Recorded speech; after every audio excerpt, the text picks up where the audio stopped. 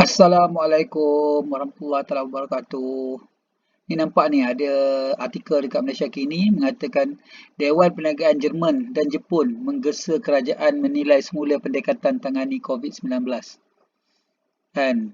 Dewan Perniagaan dan Industri Malaysia Jerman MGCC dan Dewan Perdagangan dan Industri Jepun Malaysia JECTIM menyuarakan beberapa cadangan kepada Perdana Menteri Muhyiddin Yassin, antaranya agar menyelaraskan satu pendekatan bersasar yang mesra perniagaan serta menilai impak sekatan pada masa ini.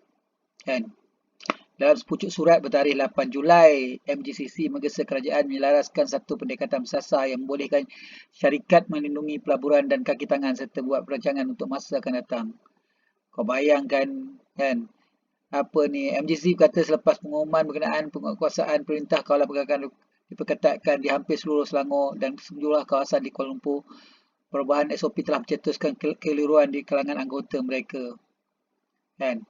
Jadi cerita dia pelabur dah jadi pening cerita dia dengan polisi dan juga ahli tuju kerajaan untuk menentukan proses dan juga industri iklim perniagaan di Malaysia. Jadi cerita dia orang dah hantar surat kepada MITI, tanya macam-macam sebagainya. Tapi tak ada satu konklusif, tak ada satu benda yang nyata, satu benda yang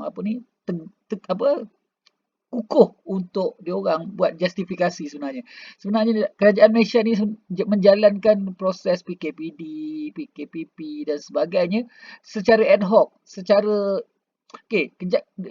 berubah dia punya pendekatan dia. Jadi syarikat-syarikat agensi-agensi pelaburan asing ni sebenarnya jadi macam pelik dan keliru cerita dia. Kan? Kalau aku pun aku akan keliru juga cerita dia. That's why cara kerajaan menangani isu COVID-19 ni memang hancai lah, hancai-bancai cerita dia. Macam karut betul.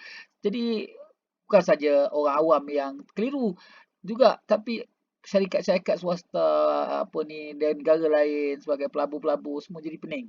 Jadi kalau gini gayanya kerajaan nak menguruskan negara, mungkin akan menyebabkan akan kesan yang lebih teruk lagi dari segi ekonomi, iaitu keruntuhan rantaian bekalan jika hanya sektor tertentu dibenarkan beroperasi tapi industri pembekalan dilarang. Itu satu hal cerita dia. Tapi dari segi the whole infrastructure tu, daripada segi pekerja, dari segi ekonomi, dari segi pengangkutan, dari segala-galanya itu terganggu dan sebagainya. Jadi dalam keadaan memang kita nak settlekan masalah COVID-19, kita kena juga tengok dalam segi yang lain cerita dia. Betul, ada setengah pihak cakap setuju untuk tutup, betul, tengok. Tapi tengok keadaan lah cerita dia. Apa yang perlu tutup, apa yang tak perlu tutup cerita dia. Lepas itu yang paling menarik sekali kan yang kita itu sebab tidak ada koordinasi. Tak ada koordinasi yang tepat dari pihak pekerjaan. Jadi memang mana-mana pun jadi pening cerita dia. Kan? Katanya pasal pemulihan negara. Tapi tak nampak gayanya nak memulihkan negara ni cerita dia. Kan? Jadi susah lah katakan. Ha. Lepas tu pemvaksinasi sepatutnya kena tumpukan di kalangan pekerja-pekerja kilang dulu sepatutnya kan, tapi tak dibuat lagi cerita dia. Lebih tumpukan benda-benda yang lain pula cerita dia. Jadi aku tak nampak sebenarnya kan. Dia sepatutnya menumpukan di kawasan-kawasan yang lebih banyak dulu kesan impak COVID-19 ni, baru dia pergi ke tempat-tempat yang tersasar yang lain. Dia kena tumpukan tempat yang mana lebih penting di antara yang penting cerita dia. Kan? Bukan kata tempat lain tak penting, tapi penting juga. Cuma kita kena tumpukan di tempat-tempat mana yang wabak tu meningkat tinggi. Di situ kita settlekan dulu. Ha.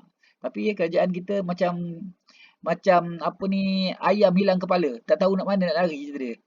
Macam itulah cerita dia. Assalamualaikum warahmatullahi wabarakatuh.